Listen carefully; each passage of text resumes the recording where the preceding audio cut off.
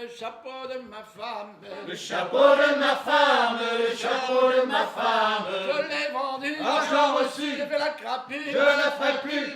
J'ai ma mère, j'ai de l'argent pour boire. J'ai ma mère. Pourquoi c'est important de recueillir cette mémoire immatérielle ?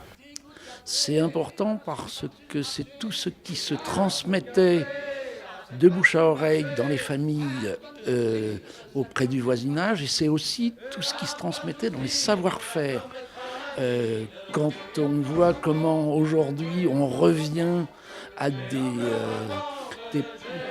pratiques anciennes de façon inattendue, par exemple à Douarnenez où j'habite, il y a une compagnie de transport à la voile qui s'est installée et qui transporte du vin et des choses sur des voiliers. Et ben, si on n'avait pas été voir les anciens ici à Fécamp, moi j'ai rencontré plusieurs capitaines par exemple, pour nous raconter comment ça se passait, les manœuvres, ben, on ne pourrait pas le faire aujourd'hui. Et puis évidemment, il y a toute la partie festive de chansons, d'histoires ou autres, et ce serait dommage de la perdre, parce que souvent, c'est des choses qui se transmettent de bouche à oreille depuis 200 ans, 300 ans, c'est très impressionnant. Connaissez-vous Poupou, capitaine du Charles-Prend-Tout, la pluche fait sur le caillou, les pouillons moquaient tout. On est en train de construire un livre qui s'appelle Fécamp en chansons, et dans lequel il y aura 100 chansons des Fécampois, enfin en tout cas des marins, des gens du quartier maritime de Fécamp, donc beaucoup de marins. Et parmi ces chansons, ça va être chanté par des Fécampois, ça a été collecté auprès de Fécampois. Alors les plus anciennes sont du milieu du 19e siècle, et puis des collectages récents qui ont été faits par Michel Colleux dans la fin des années 80, au début des années 80, plutôt fin des années 70, début des années 80, pour aller enregistrer les anciens et connaître les chansons. Alors quand on va voir les anciens pour aller chercher des chansons, surtout à Fécamp, les visages s'illuminent tout de suite et on partage la chanson. Donc c'est l'intérêt de la chanson, c'est que quand on en a une, si on la partage, on est deux à la savoir. Si t'as un billet de 5 € puis que tu le partages en deux, t'as plus que 2,50 €. Bon, voilà, c'est mieux les chansons que les sous.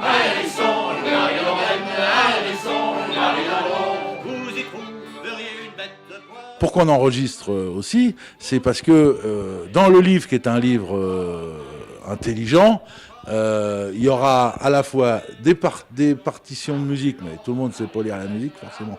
Donc pour les musiciens, on met les partitions, les paroles en dessous, une jolie photo pour illustrer l'affaire, et un QR code. Alors un QR code ou un flash code, suivant les expressions.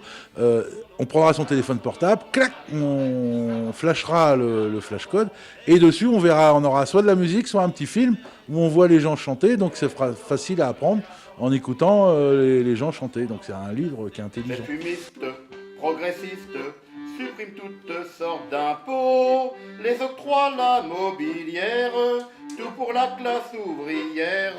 Jacques Bonhomme, c'est bien comme ces gens-là font leur complot. Avant, chers concitoyens, après abat failli chien, pour faire bouillir leur marmite. Nos bons Jésus, nos bons Jésus, nos bons jésuites, leur marmite électorale ont une idée banale. Alors pourquoi j'ai accepté ? Parce que je suis un petit peu à l'origine aussi de ce travail. J'ai vu le travail qui avait été fait sur la ville du Havre et j'avais envie qu'on fasse la même chose sur la ville de Fécamp. Et je leur avais dit que s'ils avaient besoin de chanteurs, j'étais prêt à venir chanter. Ce que j'ai fait aujourd'hui. Mais je crois aussi que c'est important pour toi de partager, de vivre des moments comme ça. Ah, complètement, oui.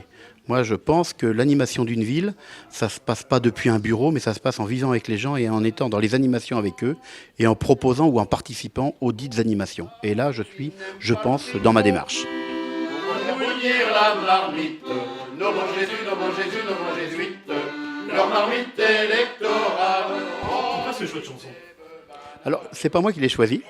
Je te cache pas qu'on m'a tendu un peu une planche savonneuse sur laquelle mais je suis pas tombé parce que j'ai bien chanté. Mais bon, non, mais ça fait partie de l'histoire de Fécamp.